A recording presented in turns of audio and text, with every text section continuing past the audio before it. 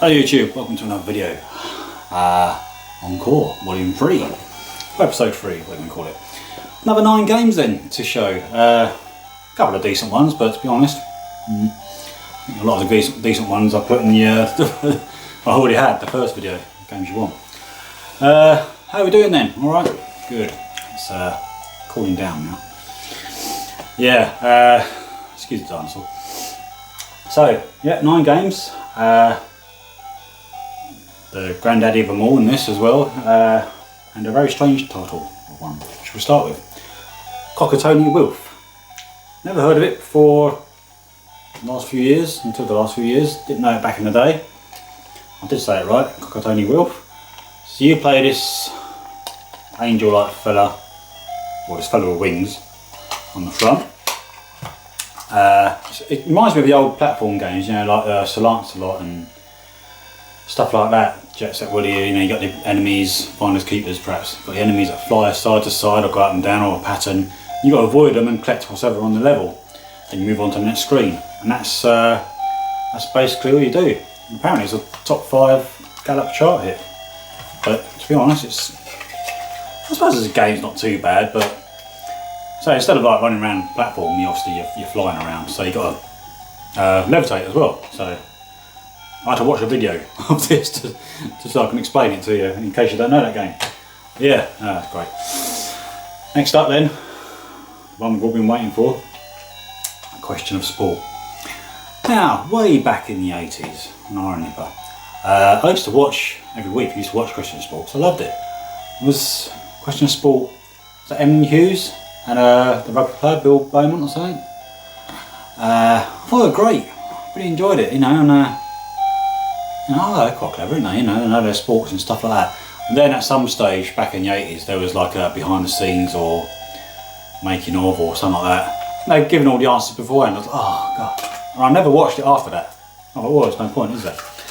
I've never played this game. I've not loaded it up even to see if it works. Oh, it's out of date, isn't it? I mean, it's 35 years old, so it's well out of date. But it's another one for the collection. Okay. Sticking, well, it's all 80s anyway, isn't it? But 80s games, and I enjoy battleships. You could actually play it with pencil and paper, couldn't you? As well as like the electronic board things you got, or whatever it is. This computer version. I'm sure it works fine with a computer, but if you're playing with a friend, your friend's got to look away, isn't he? So it looks okay on the Amstrad without being well. I don't think this was a full price even release. I can't even get it out. I can't get it because of this case. How about that? There we go. Yeah. I don't know. I mean, alright, it's good to have it. I mean, I'll be very disappointed if I had to pay a tenner for this back in the day. So you put your ships in, don't you? Then you've got so many bombs you can drop, or whatever you want to call them, missiles, you know, that sort of thing, in the grid. And if you hit one, then you know you've got to hit that area, don't you? So, you know, battleships, don't me tell you that. Okay, 2 games that sum up this video quite well, probably. First one is Hopping Mad. Pretty sure this is one of the games that Paul, Mr. Bad, sent me in a package recently, well, fairly recently. There's a few Encore games in there, but I'm pretty sure this is one of them because this one's quite hard to get. Bouncing Madness.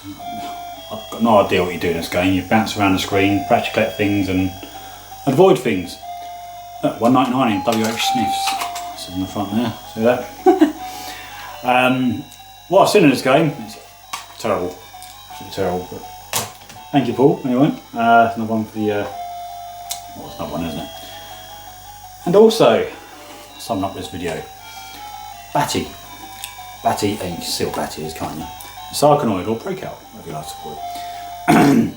Now, out of all the 8-bit machines, the games on the 8-bit machines, what I've seen, I'd say Arkanoid does it best. Batty looks nice.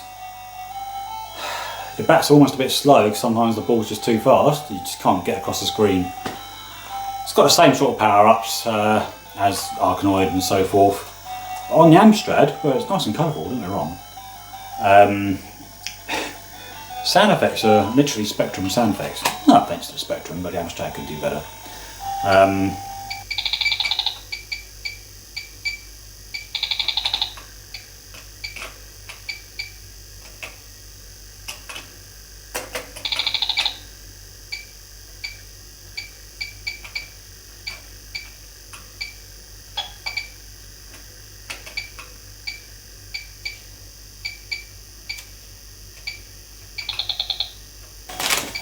Oh, crispy, gonna meet you little crispy.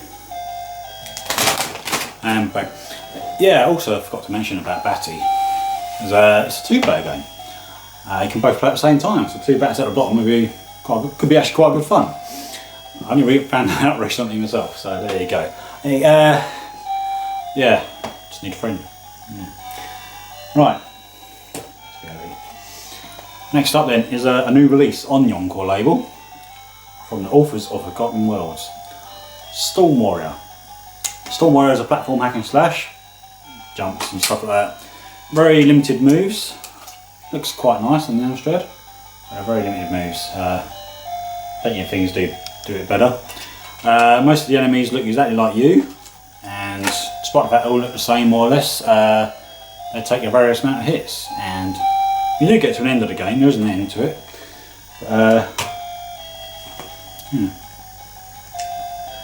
Okay, next up, a classic coin-op, the best game in this bunch, in my view. That's Bomb Jack. Oh yeah, Bomb Jack. Really good arcade conversion for the Amstrad. Definitely one of Elite's better moments. Nice and colourful, playable. back in the 80s, as I say. My mum used to get my arse at this game. She was really good at it, and she can now, but listen, oh mummy, God blimey. Yeah, great. So you run around, you jump around, fly around. Well, don't fly. You jump around and glide, and you collect the bombs. Collect all the bombs on the screen, avoiding the bad guys. Once you collect the first bomb, a bomb lights up. Another next one lights up somewhere. You collect them in order. When they light up, or the fuse is lit, you get extra bonus sort of thing. Yeah, Bomb Jack. See?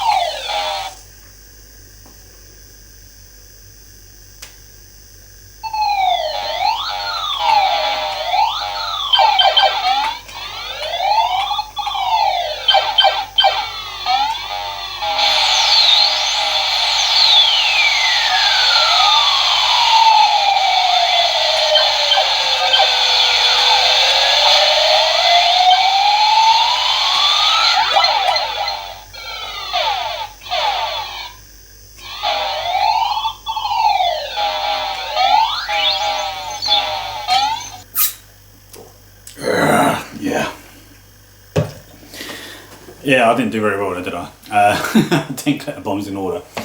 But yeah, it's a great game. Really good. I also learning music, but I don't know music anyway, so. And what follows Bomb Jack? Bomb Jack 2. Ah, what a disappointment. I think so anyway. It's highly rated on the CPC Game Reviews website, but screen, yeah, it looks similar. Doesn't play the same though. With Bomb Jack, as you saw, you can jump and glide all over the screen more or less. Bomb Jack 2, you've got to be in line with the platforms to go up and stuff like this, and Just takes away the fluidity, you know. Oh, that's a good word, fluidity. Wow. Yeah, so yeah, don't like it. I will have to give it another go though, because it could be a little bit critical, but I think you'll it though. Yeah. So final game then.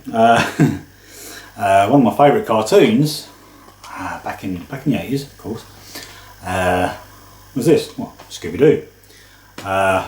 Them people that wrote that must have been on something. I reckon some of them cartoons from the 70s and 80s, early 80s, you know. But they're good fun.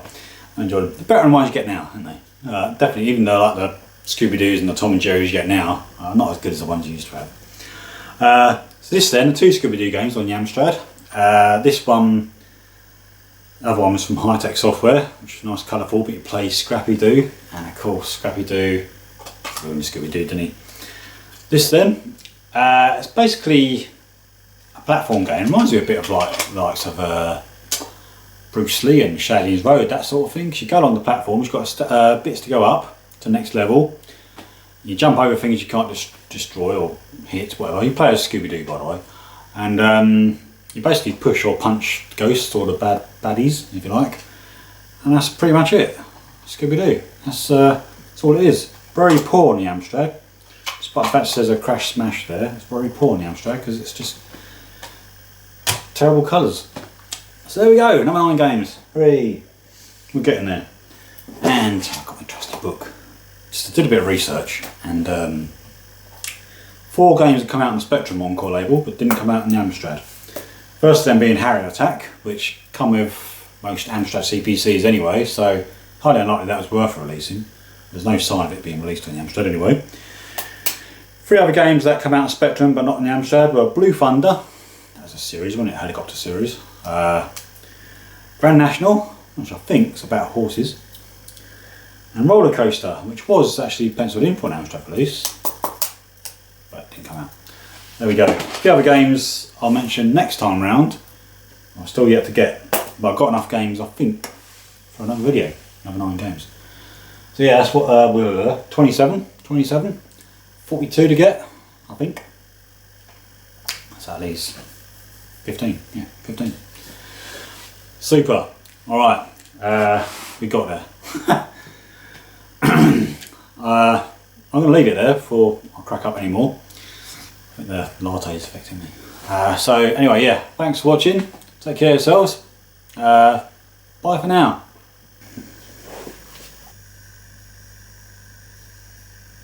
Oh, wait.